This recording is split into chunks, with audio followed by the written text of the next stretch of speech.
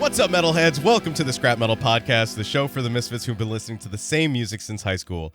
I'm your host, John von Frankenstein, and joining me today is my metal thrashing mad co-host, Chris. Chris, I gotta ask you, man, how you feeling? I gotta say, I am feeling risen from hell. Risen from hell. Oh my god. Oh, your skin is burning. Oh, you're like Nicolas Cage in Ghost Rider. Oh, Jesus. Does this feeling of taking the elevator up from hell have anything to do with how you're keeping your heavy metal street cred? It absolutely has something to do with my heavy metal street cred, because I've been listening to not elevator music, but Kerry King's new album, From Hell I Rise. Nice. You know, it, as of recording, it just came out, and it is really good. I've seen a lot of people comparing it to Repentless. I think it's better than Repentless. Okay. I can definitely see how all these songs were supposed to be Slayer songs, you know, and it's, at first, it's weird to hear not Tom Araya singing over very clearly Slayer riffs, right. But listening to the whole album, Mark Osegueda sounds phenomenal on this album. He sounds so good on this album. I know when, like, they released Idle Hands and even Residue. Like I said, my first reaction was, oh, it sounds like they're trying to be Slayer, but it sounds weird to not hear Tom Araya. But listening to the whole album, it's almost like they did a reverse Metallica, where like when 72 Seasons came out, they released Lux Eterna, which turned out to be the only good song on the album. Yeah. In this case, they released Residue and Idle Hands, and those aren't even the best songs on the album. Nice. That's what you want from a release. Yeah. Don't give us your best right off the bat, you know? Like, bring us into a little bit more. At least surprise us as the album goes on. Yeah, exactly. You know, songs that I really like, the intro, Diablo, which is an instrumental, goes right into Where I Reign. That's really good. Other songs that other people online have also said they love, Trophies of the Tyrant, as well as Toxic, are really good songs. You know, the music sounds great. Mark sounds great. You know, it's like getting new Slayer without it sounding like a band trying to be Slayer. Like, even though it clearly fills the void in my Slayer-loving heart, it also doesn't feel like a cheap imitation. And I'm sure the fact that Kerry King and Paul Bostaph are in the band, like it's half of the last lineup of Slayer is in this band, so there's going to be that Slayer feeling, but it also doesn't just feel like, oh, this is to appease the Slayer fans. It's like, no, Kerry King is writing some really good thrash metal with this album, and I'm really enjoying this album, and honestly, I'm looking forward to more music from Kerry King, because it's clear that he still wants to keep going and keep writing music and keep playing music. So I hope this is the first of many albums from Kerry King. Yeah. It to me, it sounds like Kerry is writing for himself. Yeah. Which is like, you know, you hear artists talk about it all the time, and it's almost said as this statement of like, you know, fuck what anyone else thinks. I'm just writing for myself. But I honestly feel like Kerry King is one of those people that really means that. He is only writing for himself. And if he's happy with it, then he's going to put it out. So I can kind of respect that, where it's like, yeah, it's going to sound like Slayer, obviously. Yeah. But it is not, at least it doesn't feel like a cheap knockoff. You know, no, not and at like all. you said, the fact that there are more than just the songs that were released ahead of the drop of the full album, and that there are more songs on the album that are really, really great too, and some songs that took you by surprise. I think that's a really good sign. I think it's, you know, he knew what he was doing. Yeah. I know that he made some sort of comment recently where he's like, I did not realize that, you know, getting your own band started nowadays was this difficult. He's like, it's even hard for me, you know, an established artist, to get my own solo project off the ground and like up and running, and to really gain some traction in today's kind of musical landscape. And I think that's saying a lot. Like, he's almost got like some respect for some of the bands that are coming up nowadays that don't have the pedigree that he or Slayer would have behind them, that are going out there and trying to cut their teeth with their live performances and with, you know, music videos that many of these bands are shooting themselves and stuff like that. I think that's really cool that he has that kind of level of respect there. Yeah, absolutely. Like we're saying, this is half of, you know, the in my opinion, one of the greatest thrash metal bands in history. They're part of the Big Four.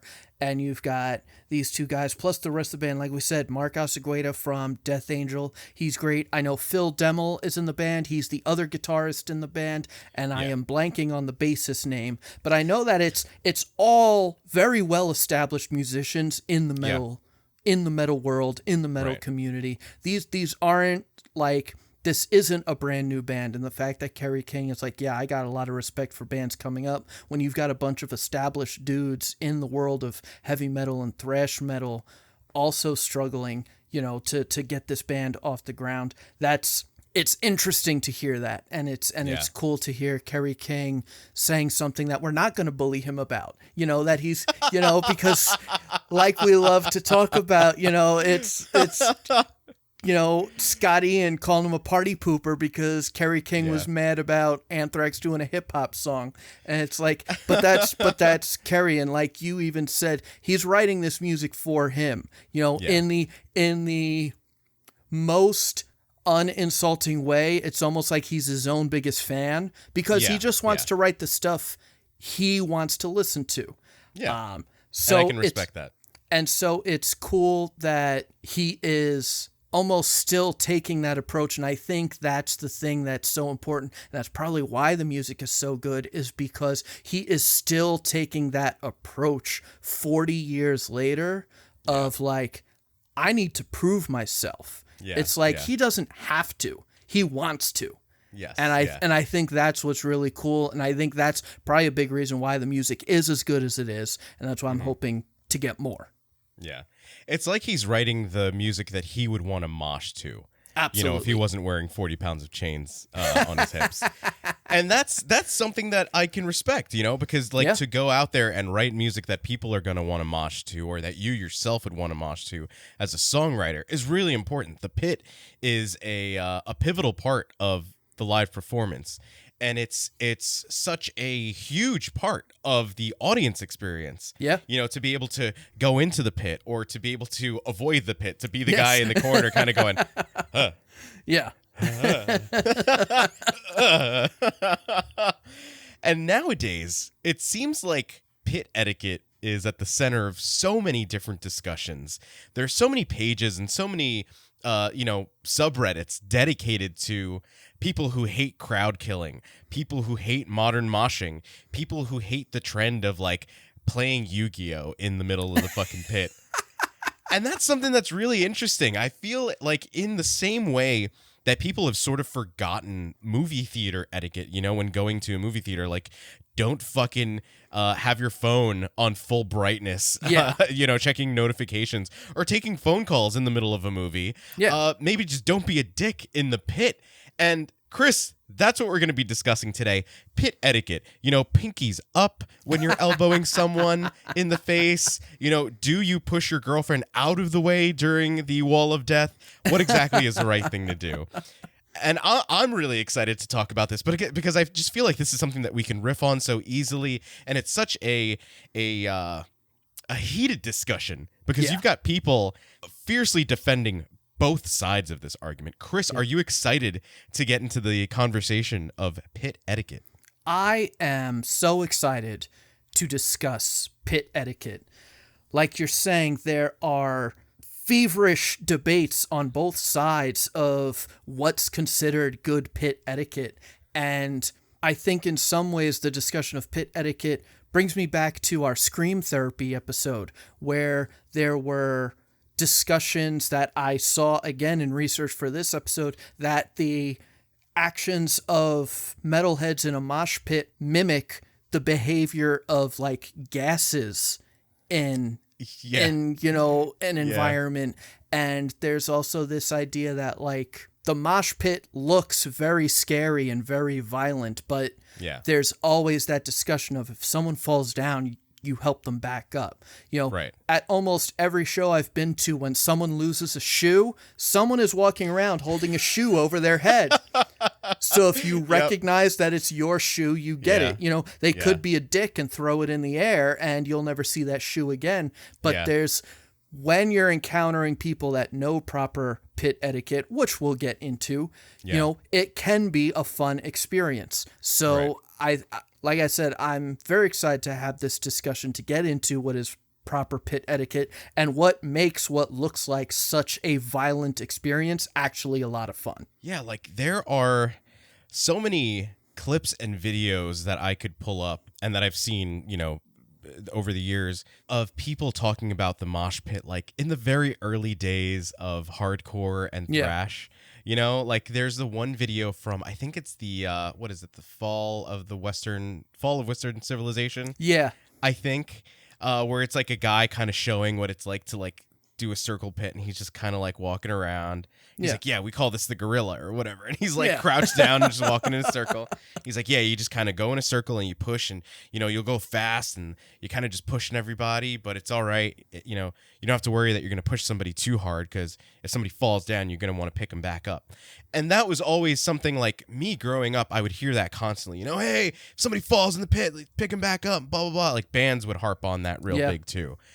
And in a weird way, now you're seeing, I don't know that people are actively arguing the opposite of that, but it's almost like don't start none, won't be none. Where it's like, if you don't want to be in the pit and you don't want to face the repercussions of like being pushed around or maybe being knocked into or maybe being elbowed or something like that, then just don't go in the pit. Yeah. And it's like, I think there are levels to it, right? I think there are levels of intensity to it. Yeah. But it's just it's funny to me because the pit did start as this thing where, some people would refer to it as a push pit, which is kind of looked down on nowadays. Yeah. By some factions of the metal and hardcore world. But it really did just start out as this thing where we're running around in a circle, or, we are kind of just pushing into each other and bouncing off of one another. And we're acting like maniacs, but we're not actually trying to hurt one another. I mean, the toxic waltz, as I've said before, the toxic waltz is basically just our version of like Rapper's Delight, pretty much. Yeah. It's just instructing us on what to do in a mosh pit. And I love that. It's our version of the mashed potato. But I love that there was this enthusiasm of like, yeah, you're going to go in, you're going to act like a maniac, but we're not actually trying to hurt one another. Yeah.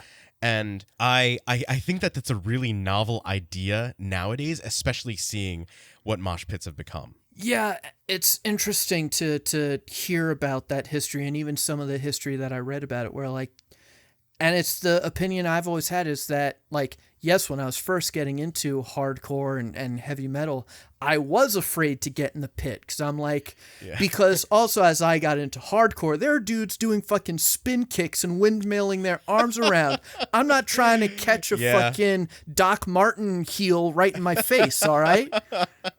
So it took a while, but then I think especially as I got into punk rock and thrash metal and realized that it's like, okay, it's really like the hardcore breakdowns that people are doing that shit. But when you go to a punk rock or a thrash show, people aren't really moshing in that way. It's a circle pit or people just like headbanging together. And it is very much like you can mosh in the way that you want to. And so if you want to get in the middle of it, while people are windmilling and doing spin kicks, fucking go for it. You're probably going to catch a punch in the face, but no one is trying to do that on purpose for the most part. Right, yeah. It's if you go into the pit and you realize that, like, hey, I am in over my head, you mosh your way to one of the sides and people will let you out. It's not like, like I said, if everyone is behaving themselves because we're a bunch of grown-up children. But if, the idea is that if someone doesn't want to be in there, you'll let them out. Sure, you don't want someone who's like, oh no, and like being completely helpless. But I even saw like, I forget if it was like a Loudwire article or something where like the person writing was like, just mosh your way over to one side of the pit and people will let you out. You don't have to have this. It's almost like trying to, quell any fears that someone might have about going to a pit. Because I recently just saw on Reddit, someone posted, hey, I'm 16 years old. I'm going to my first ever thrash metal show on Saturday. What should I expect in the mosh pit? Right. And a lot of people were like, well, it depends on the band. It depends on the people that are there. You know, Yeah. if people are just kind of jumping around, pushing around, you know, circle pit, that type of shit, you can go in, you can run around, you can have your fun, and you can get out. When you've got people purposely punching people in the face and purposely throwing their arms around and trying to kick people, if that's not what you're looking for, you're going to want to avoid that. You know, Yeah. It's very much a, you know, not every mosh pit is the same. Yes. Yeah. So you need to kind of decide, hey, do I want to get in this pit or not? You know, for me, I'm an old man now. I need a seat. I am nowhere near the pit. I need to sit down at shows, you know? Yeah. And so I think that's the one of the biggest things that I've always looked at it as is just like going in, know what your own limits are. Right. You know? Right, exactly. Kind of have like your own boundaries set up. Have your safe word, if you will. More or less.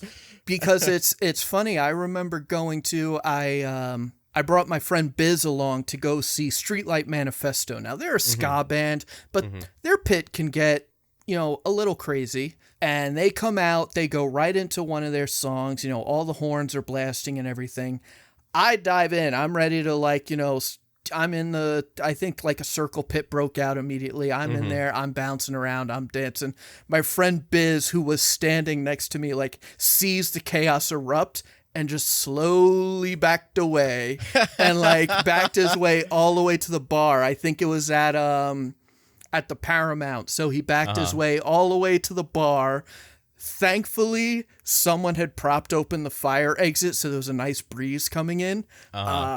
But yeah, it was kind of like, I know I can handle a ska mosh pit. Right. Biz wanted nothing to do with it because that's not his thing. So he backed away and I went right in. And I think that's the biggest thing is that, like, if I dragged Biz in and I was like, no, you're going to fucking mosh, like, it's, no, that's being a jerk. Yeah. Yeah. And I think the biggest topic of discussion when it comes to pit etiquette, all it boils down to is don't be a dick. Yeah. That's really what it all boils down to. Yeah. Yeah. It's the kind of the next thing that I want to dive into, you know, the topic of crowd killing, which is something that you see. It's like, I feel like it's become something that you see a lot on social media because it's like the same like 5 or 6 clips that just get shared around all the time. But it's like really, really fucking gnarly hits. You know what I mean? Like there's the one guy who's like being the cool guy. He's like standing up with his back to the band, like looking into the pit with a beer in his hand. And a guy comes by and just gives him the fucking 1, 2, just back fists. One takes out the beer. The other one knocks him right in the face. And he's just standing there like, all right, I kind of deserve that. I was trying to be like stand here like I'm too cool. And I got fucking knocked in the face. And it's like, all right, do we kind of want to see like a douchey guy get his? Sure. But was he hurting anybody? No. Like, was that deserved? I don't think so. Unless he was being a dick previously in the pit. Then it's a different story.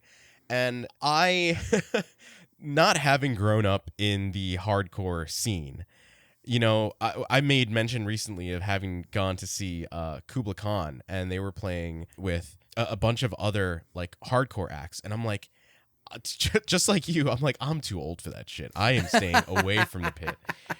I'm staying out of there because I've just seen all these clips from hardcore shows and hardcore festivals where dudes are just jumping on each other, jumping onto the fucking stage diving, and like whipping around and kicking people in the face. And I'm like, okay, I know I don't want to participate in that. I'd rather participate in a circle pit, but I knew I'd see less of that at a show like that. So my wife and I just hung in the back. We stood by the bar, and it was a great fucking show because we were, you know, right in front of the stage on sort of like the raised platform away from the moshers. So we had a really great time. But I was still able to enjoy the energy, like seeing the 2 or 3 pits that were going on at any given time. And, you know, had I felt brave enough to go in, I think, you know, at certain parts I might have jumped in. But for the most part, it was people whipping around fucking elbows and fists. And I'm like, nah, dude, I'm gonna get knocked into. It would have been like one of those scenes in Fresh Prince where Will gets like thrown out the door by Uncle Phil. It would have been something like that. But I really think that like you said, if you know your own limits and you know that that's the kind of pit that's going on, if that's the sort of energy that's being cultivated, just don't go in. If that's not what you're looking for, as much as I hate crowd killers, I think that if you are standing somewhere where that might happen, just back away. Just get out of the immediate area of where that person is just being a dick. Because I think there's also those times, like I've been at shows at Revolution, at Blackthorns, where you're standing around and you're kind of standing outside on the outer limit of Scott Vogel called it the horseshoe. Scott Vogel Terror called it the horseshoe, and he's like, I hate it. He's like, I fucking love seeing people mosh, but I hate the horseshoe because everybody wants to back away from the moshers. So it just happens. You get all the people off to the sides in a fucking horseshoe shape, and you're trying to play to those people because they're into it. The people that are in the pit, it's his opinion that the people in the pit are just there to be in the pit. They don't care what the fuck is going on stage. They're just there to be in the fucking pit and to whack the shit out of each other. So, like, if you're standing in the horseshoe, so to speak, and someone now starts bringing the pit to you, they're being a dick. I think if you do that at shows, you're being a dick. Because there are enough people in the pit that are willing to go at it with you, that are willing to go ahead and fucking run into each other and whip fucking elbows with you and do fucking cartwheels with you. Don't go after the people who said, hey, I'm going to back away from this. Let me stand in the back of the room. Don't bring the pit to them. At that point, you're being a dick. You know what I mean? You see it a lot, too, at, like, local shows because it's these tiny little venues. Yeah. You kind of just have nowhere to go. You know what I mean? Like, you're going to be in the pit no matter where you stand at these smaller venues. So my point is, I think that if you are bringing the pit to someone that doesn't want to be in the pit, you're being a dick. And you're just making that show unenjoyable for people. And like, I think there are different levels. And like I said, some people kind of look down on the push pit. And a lot of that has to do with like just being like, it's basically just a circle pit and you're just kind of just running into one another. But it's a lot less of like the flying fist and the fucking windmills and the spin kicks and shit like that, which like, when I was a kid going to local shows, like we made fun of the kids doing the fucking spin kicks. It's like, what the fuck? Like, relax. Like you're not impressing anybody. Nowadays, I wish that is very impressive to me that you're that limber and that you have that much athleticism. So I applaud you in that sense.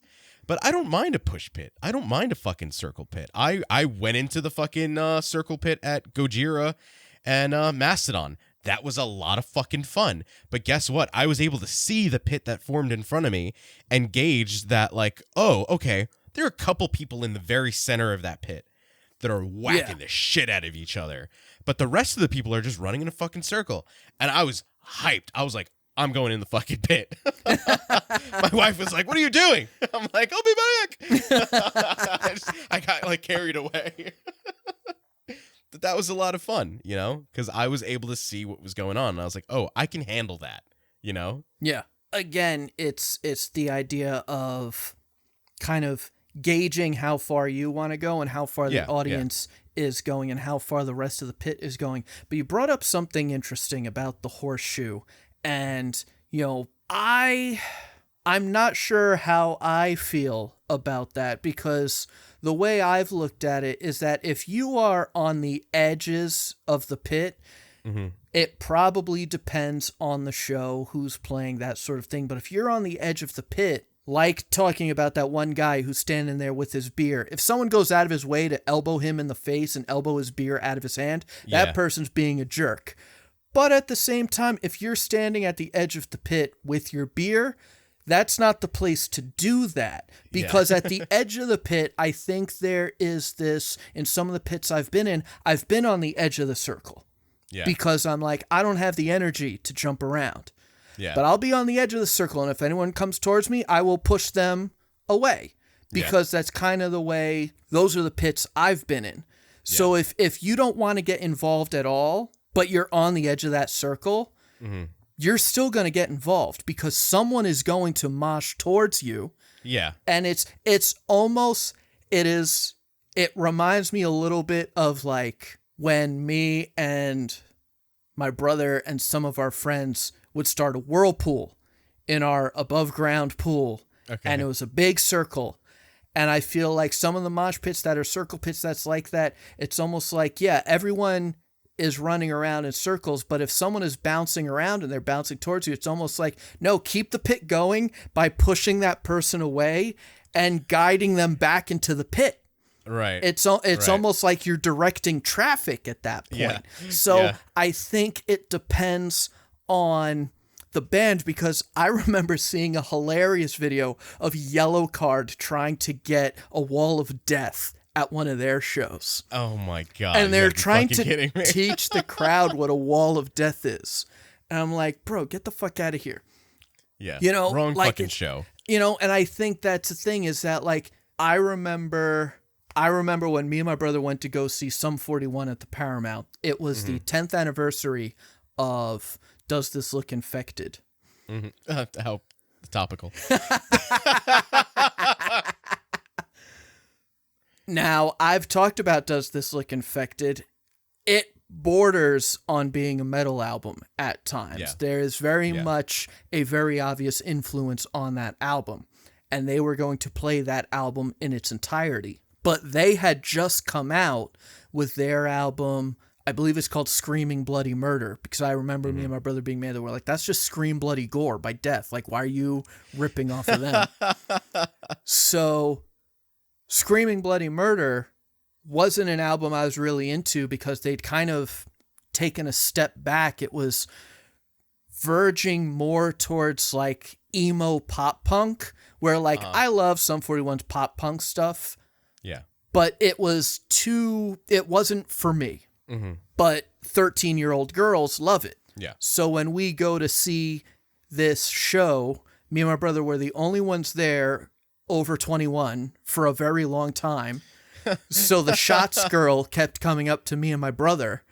I think there's a picture of me and my brother and the Shots girl at the Paramount on Facebook because the Paramount posted a picture of it. But we're there and we're kind of looking around and we're like, all right, where are the like oldest people here right now? It'll probably fill out, but like there's like a 13-year-old. But there's a bunch of little kids at the rail. And when Sum 41 comes out and starts playing Hellsong, they're going to be in a lot of trouble. Oh yeah. And that's exactly what happened. Is they come out and everyone's like, yeah, Sum 41, yay! And Derek does the whole for the beginning of the Hellsong. Yeah. And all of a sudden you've got a bunch of, old millennials and 13-year-old kids like fighting each other to trade places so that all of us who grew up with this album 10 years ago can now mosh to this music. Yeah. And so if like those kids didn't move and we start trying to mosh and beating the shit out of these kids who just want to see like an emo pop punk show, like that makes us the jerks. Even though they're playing this great music, if we're acting in a way that the rest of the crowd is not into it, that makes us the jerks, But at that show, the crowd adjusted itself and we got into it. I know one guy did get mad at my brother, but like me and my brother were at the edge of the pit and this one dude kept jumping into my brother. And they were both kind of like, you keep jumping into me. The guy's like, well, you keep pushing me. It's like, because you keep jumping into me. Well, I'm doing that because you keep pushing me. It's like, whatever, bro. So I think because I've even had the experience and you've had the experience where you go to a show and the rest of the crowd isn't as into it as you are. Yeah. And I think that's also the thing where you have to be a responsible person and be like, everyone else is absolutely killing my vibe right now. Yeah. But I also don't want to be a dick. Yeah. Yeah. 'Cause like I've been to those shows where I'm like, this band on stage fucking rips, and everyone is standing like a fucking statue right now. And like, I want to throw elbows and punch all these people just standing still right now, but they're not doing it. I had a friend tell me he went to go see Municipal Waste, who was opening for someone, and everyone was there for the band that they were opening for, and no one gave a fuck about Municipal Waste. So he goes in there super excited for Municipal Waste. They come out, they're, you know, ripping it up, and no one is moving. And he's like, are you fucking kidding me? I come here for this band. I am ready to tear shit up. And no one is moshing. And I think that's where it's almost like there's a time and a place for that. Yeah. You know? And I think about, you know, I know you said that that Kubla Khan show was at Starland, right? I know what you're talking about, how there's that raised part at the back. Right.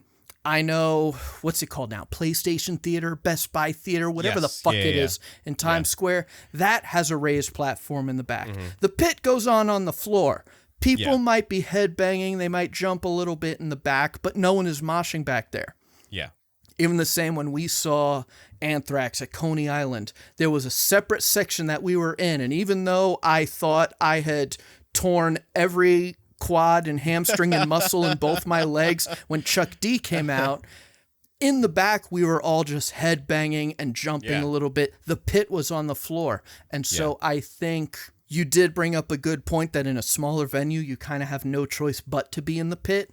But at the same time, people that want to mosh need to be aware if there are other people that want to mosh. Yeah. And I think that's the biggest thing. Right. Yeah, just like you said, just kind of being aware of like, is this the right vibe right now? Yeah. You know, like I think you were talking about the ghost show that we went to, where I was asked to sit down because the person behind me wanted to sit down. And fair enough. We were seated. We were in the seats, right? So sure. But I was not expecting, because any other show I've ever been to, I've had seats. And as soon as the bands come on, everybody would stand up. Oh, yeah. So it's just so odd to me to be asked to sit down. But how big of a dick would I have been if I turned around and said, ha, you want me to sit? I paid money for this fucking seat. Fuck you. I would have been an absolute dick if I did and that. I would have walked away. I would have been like, I don't know this guy. I don't know this guy at all. I don't want to ruin someone else's experience. Because just like I paid for my seat, that person paid for theirs. And they have every right to see the show that they paid to see. And it was a nice enough and polite enough request. Hey, my girlfriend wants to see the band. Do you mind sitting down?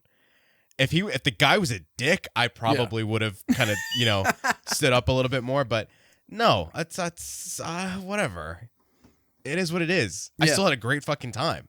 Yeah. You know, but the next time that I went to see them, like, it was them and Mastodon, and, you know, everybody was standing up while the bands were playing. Yeah. And lucky enough, once Ghost came on, there was a full section, like 2 or 3 rows that were sort of empty, like right before you got to the floor. So my friends and I, we all stood there. We got out of our seat and we were like, fuck it, that's been empty for like the last 4 songs. Let's just go fucking stand over there. So we had these 2 rows to ourselves just fucking going nuts. It was great. Yeah.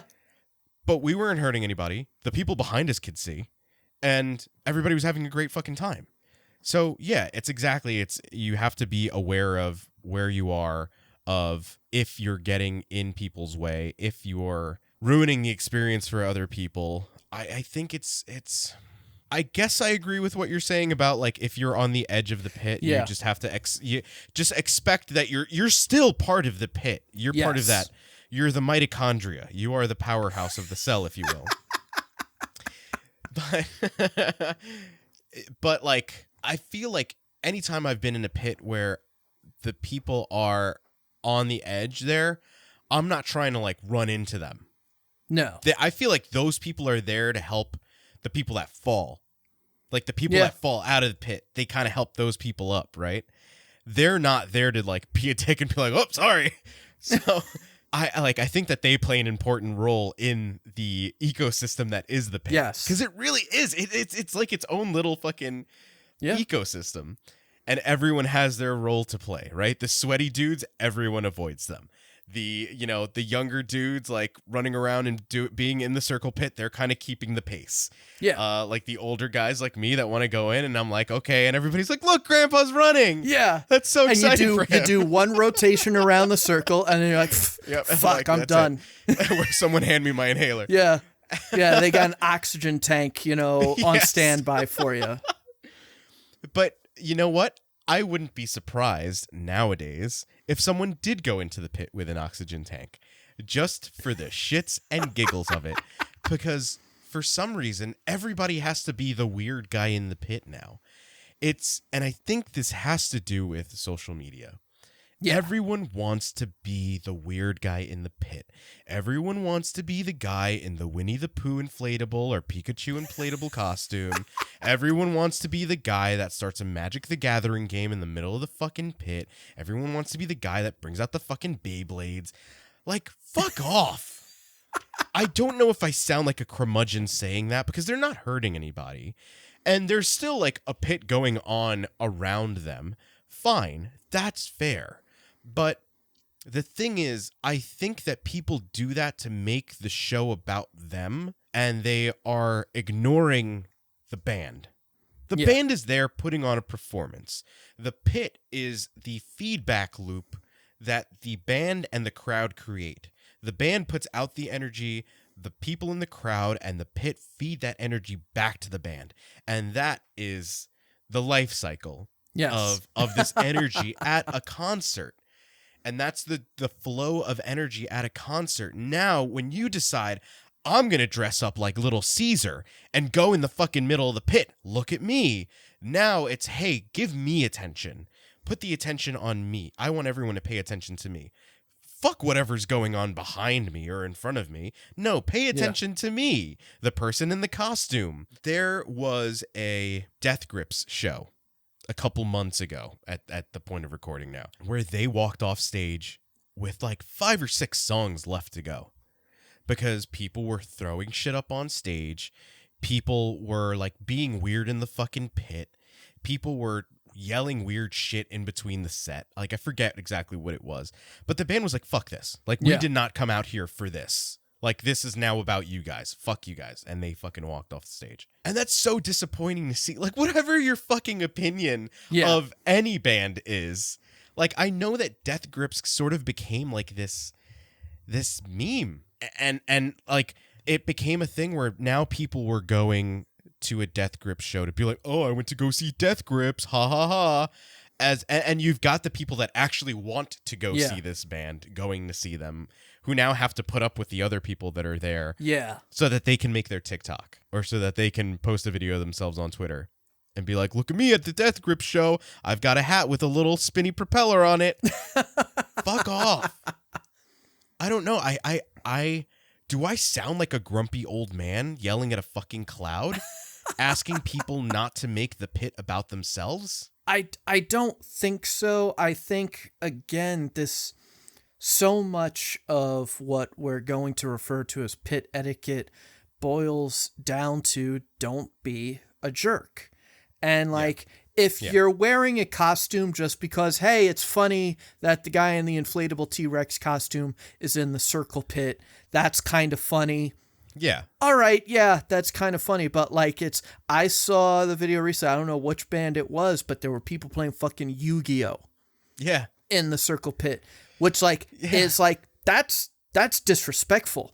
I went to a show at the PlayStation Theater and this band came out and they were awful. They had one good song. A game of Duck Duck Goose broke out in the pit. And I'm like, that's how you know this band sucks, because a bunch of knuckleheads are playing Duck Duck Goose in the pit. Yeah. So I think, now that was, I don't even remember how long ago it was, but that was before everyone was trying to go viral or everyone was trying to get, clicks on social media or whatever. I think social media, things like TikTok and Instagram, has increased people's desire to do goofy shit. Yeah. in a public space in the hopes of going viral. Yeah. But like, yeah, like I'm saying, fucking playing a card game in the pit, like that's disrespectful to the band. Yeah. You know, and so that's not something you want to see. As fucking funny as it is. Yeah. That's like if you're doing that for a band that you like that's messed up. If you're doing that because you don't like the band, you know, again, it's almost like, I don't know, because there's been times where I'm at a show and a band comes out and they're trying to be like, yeah, we're fucking rocking out and all this and that. And it's like, no, you're not that good. And so it's like the crowd kind of has that reaction. So it's, I don't know, that's a weird one. I think it's I think you're going to be able to tell like if the band is deserving of the energy being fed back to them. Right? That's what I mean by like that feedback loop. Yeah. But like I think that things like that can happen organically, where it's like you can have something happen in the pit that's funny that isn't necessarily taking away from the performance, because just funny shit will happen. I don't know. Like I think things can happen organically. Fucking, did I tell you the story about the nu metal night that I went to? My friend Tiger was dressed as Santa Claus. It was around Christmas. We went to this nu metal night at St. Vitus, and they're playing fucking, you know, Limp Bizkit and Deftones and Slipknot and shit. And at one point, the DJ drops the music down and goes, "Uh-oh, looks like Santa Claus is here." My friend Tiger was dressed as Santa Claus. There were people there in costume. So they put the fucking spotlight on Tiger, and Tiger's like, "Yeah!" In walks the Santa Claus that they hired. And everybody's like, "Boo!" The funniest fucking moment ever, because everybody's cheering for Tiger and they're in the back like, "Yeah."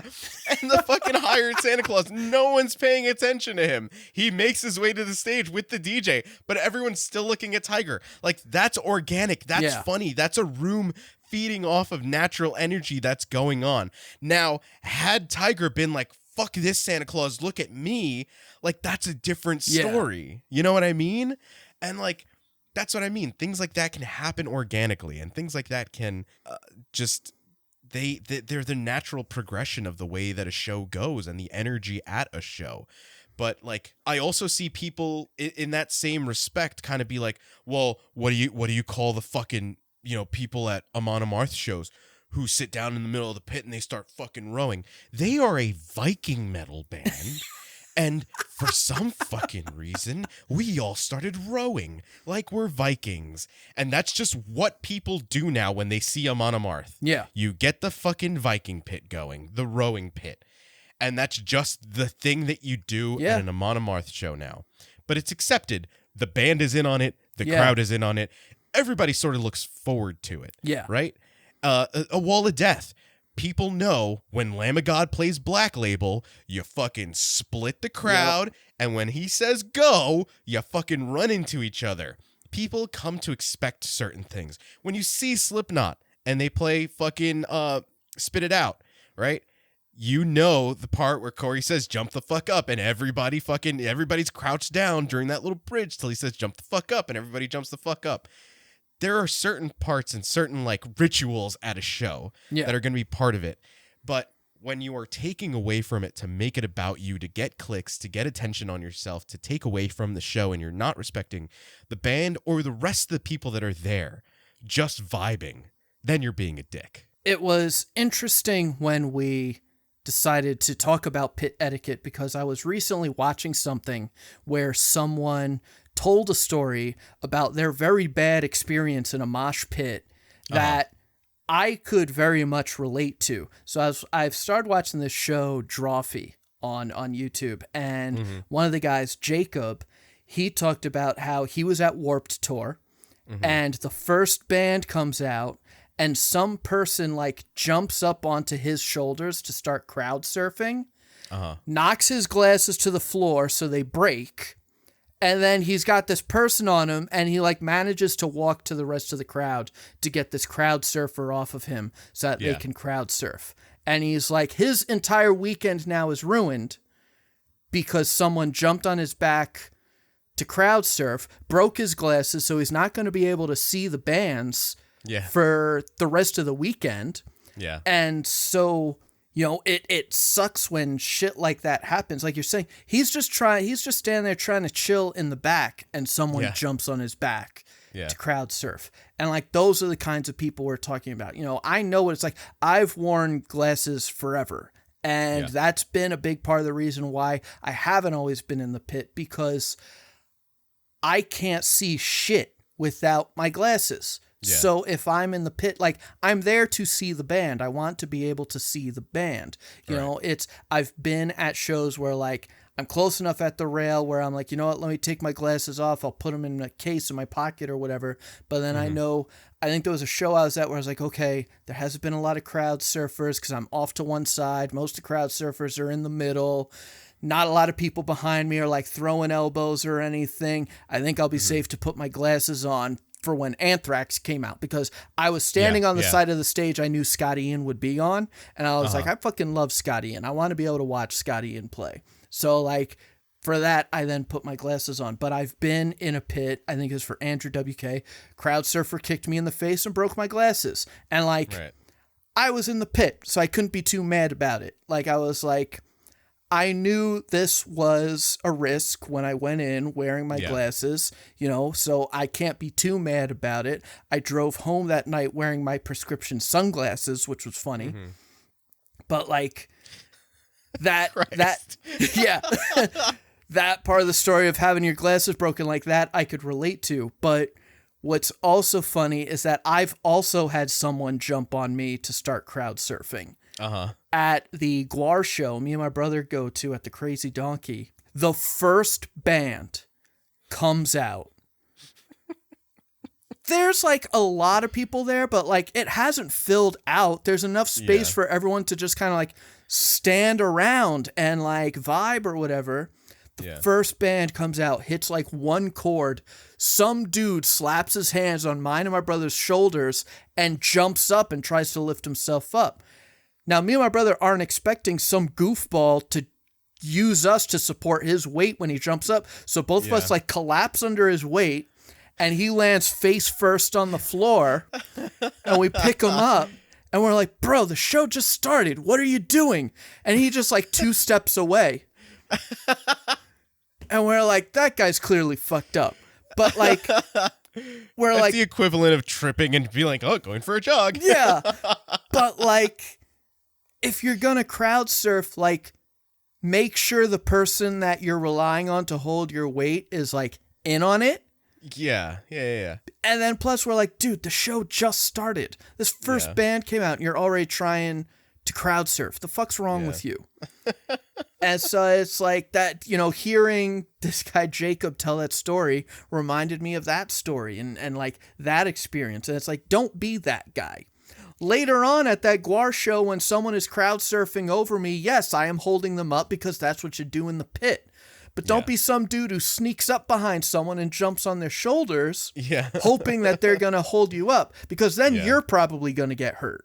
Yeah. Like I said, this dude fell face first on, I think that's a concrete floor. I'm like, clearly this guy is fucked up. Yeah.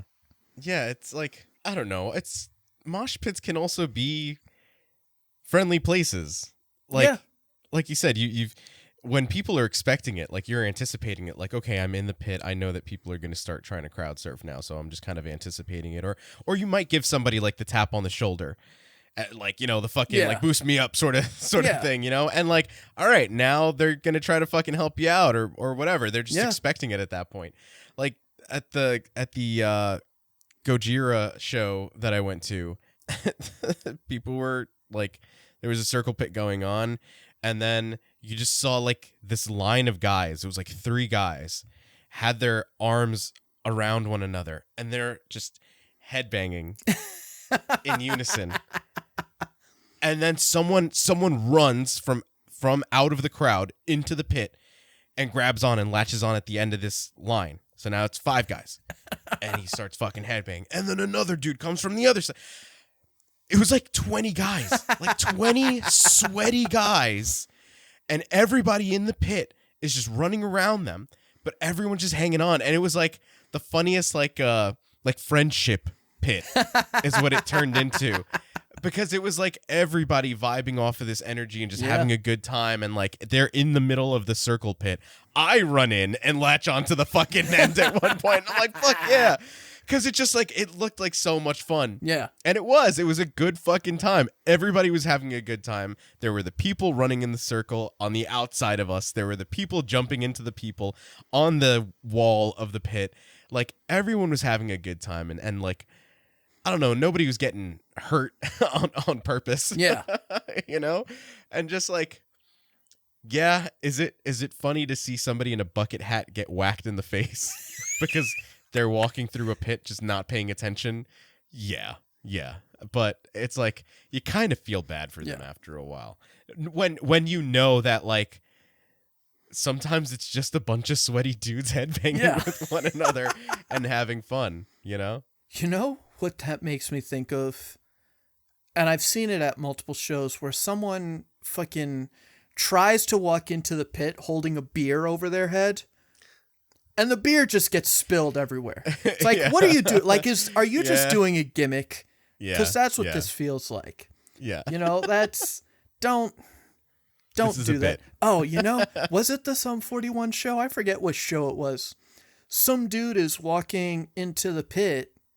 He's holding up 2 beers, but he's got the fucking X's on the back of his hand. So security comes in and like grabs him and knocks the beers out of his hand. And it's like, the fuck are you doing? You can't be drinking. You're like, no, I'm over 21, but I didn't show the ID. It's like, well, you got the X's on the back of your hand, so I don't give a fuck what your ID says. Like, you shouldn't be drinking. If you wanted to drink, you should have showed your ID so that you could get a drink banned instead of getting the fucking X's on the back of your hand. Yeah. But yeah, I don't understand why someone would try and walk a beer into the pit. You know, that's a bit. What this also makes me think of is, you know, since we're on the topic of pit etiquette, and I've been to shows where this happens, where like at the end of a show, a band is throwing all their shit into the crowd. Mm-hmm. And I've been to shows where the band is done, so they start throwing the full bottles of water still closed into the crowd. Right. And so that's when you start getting someone opens it up, they take a drink without putting their lips on the bottle, close it up, hand it off to someone else. Yeah. And you'll see it handed off, and I've gotten it, I've taken the sip, and I hand it off to someone else. And then you get those people that are like 3 people deep, and they take a drink, and they close it up, and they walk away with the full bottle. And it's like, bro, like it's, you got the benefit of other people sharing that with you. Like it's, that's not like a souvenir. Like it's, yes, you know, exactly. Can you kind of, you know, help us out and, you know, pass the puff pass, but it's a bottle of water. Sip pass. Yeah, exactly. You know, I think that's an important part of like the after show etiquette. You know, and like some of the things we've talked about, you know, helping people up that fall down. I've been the person that fell down, was helped up. I help other people up. It's funny. I also remember at the Andrew WK show, I jumped up on stage and someone helped me up on stage. And then like I had like 2 people by the arms. I'm helping them up on stage. Like it's, that's what you do. You do your best to have fun and make sure that other people are having fun. And I think when it comes to pit etiquette, it's probably the most important thing is don't be a dick and have fun.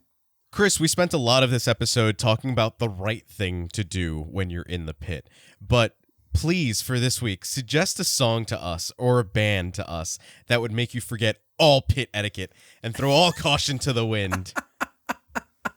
So, my suggestion this week is a band that I have moshed to. I've been to multiple shows. I've been in the pit. And I've, you know, had a lot of fun. That's the band Real Big Fish. Nice. And their song, Thank You for Not Moshing. This is off of their album, Why Do They Rock So Hard? The lyrics are basically making fun of the people that don't follow pit etiquette. The chorus is something like, when I'm in the pit, I'm gonna punch and kick. When I'm in the pit, I'm gonna fuck up shit. And then, like, some of the lyrics are about, like, I'm wearing a wife beater and Doc Martens with steel toes, and it's all about, like, being a jerk in the middle of the mosh pit. but it's a lot of fun because it's third wave ska. It's Real Big Fish, and like I said, I've seen them live. I want to say it was a Real Big Fish show that I was at that the game of Duck Duck Goose broke out. Not during Real Big Fish's set, during a different band, but yeah, I've seen Real Big Fish a bunch of times, and it's like I said, a ska mosh pit is like, it's fun because it's people jumping around, it's people skanking, it's people having a good time, and especially when you've got a band like Real Big Fish making fun of the kinds of people that you don't want to encounter in a mosh pit, it's always a good time. So that's why my suggestion is Real Big Fish and their song, Thank You for Not Moshing. That's a great fucking suggestion. And it's so funny you talk about like ska and like skanking. My son has this little, it's called a Tony. Like you attach a little figurine to it and it will play like a certain song or stories or whatever, right? And one of them is in Spanish, and there's a song about elephants balancing on a web, but it's like a very traditional Spanish children's song, but this is a ska version. And I was like, what the hell? So the other day he's like running in a circle and I'm like, yeah, circle pit. Like, let's fucking do this. And I'm running around in the den with him to this fucking ska version of like elephants. It's so fucking fun. That's a great fucking suggestion. So this week I want to suggest a band that has just recently dropped their first album. This is the band Shoot the Five and their album Language of the Unheard. Now it's Language of the Unheard. I just felt unauthentic saying it myself. So I just wanted to go ahead and suggest this band to you guys. They are super fucking heavy hardcore from the Bronx, I believe. I know that there are some members from out here on the island, but I wanted to give them a big shout out. I remember when a friend of mine, Jasmine, who is the bass player in the band, first posted about the band, and I'm like, okay, this sounds pretty fucking cool. And I've kind of been following them. We follow them on our Instagram and on our TikTok. And I just figured we show some support. Definitely go out if you see them playing in your area. Go out and fucking mosh for them, especially during the song Slugfest, because it is indeed a fucking slugfest of a song. So definitely check out Shoot the Five. Thanks for tuning into this episode of the Scrap Metal Podcast. The time has come for us to pack up our gear, but we'll be back to rock out with you in the next episode. Stay metal, everyone. Good night.